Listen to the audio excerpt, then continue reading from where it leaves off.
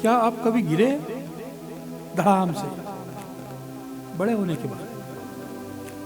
मैं तो बहुत बार गिरा हूं। गिरने में शर्मिंदगी कैसी है?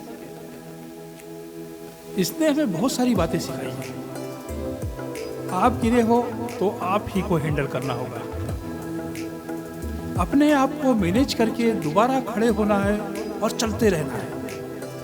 दुनिया में हर कोई गिरता है। मैंने सुना है कि जब ऊपर वाला आपको कुछ बड़ा या विशेष देने वाला होता है ना, सबसे पहले आपकी परीक्षा लेता है। क्या आप इस चीज को मैनेज कर पाते हो? हैंडल करने की क्षमता आप में है या नहीं? इसका एक छोटा सा एग्जाम्पल होता है। जैसे एक कोयला होता है ना, कोयले से ही हीरा बनता है और कोयले से ही राख बनती है।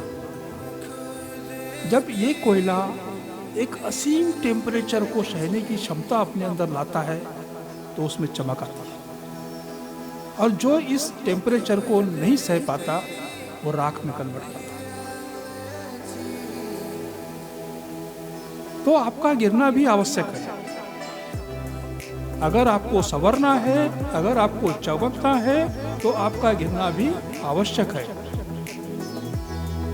आप अगर इसका सामना करते हैं तो निश्चित रूप से आपके अंदर चमक आने वाली है। ये गिरावट हमें बहुत कुछ सिखाती है। इस गिरावट में सबसे बड़ी जिंदगी की सीख है अपने पराये की सीख,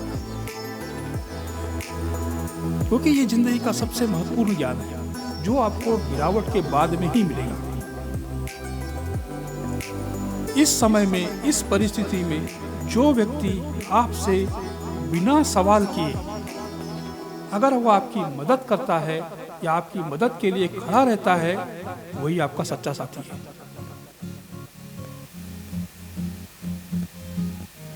जो बार बार गिरता है ना, उससे इस बात का अंदाजा लग जाता है कि वो कुछ न कुछ अलग करने का प्रयास कर रहा है।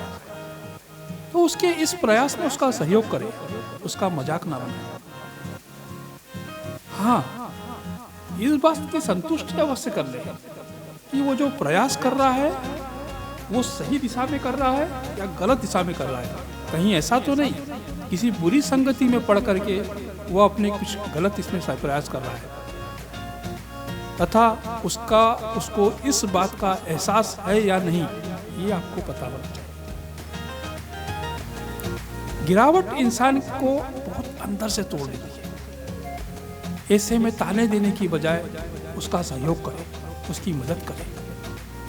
बुरा वक्त कुछ समय के लिए आता है, लेकिन इस बुरे वक्त में अगर आपने कुछ गलत शब्दों का प्रयोग किया, वो उसकी जिंदगी में गांठ बन जाते हैं और वो जिंदगी भर उस गांठ को बांधे रखता है और आपके शब्दों को याद करता है।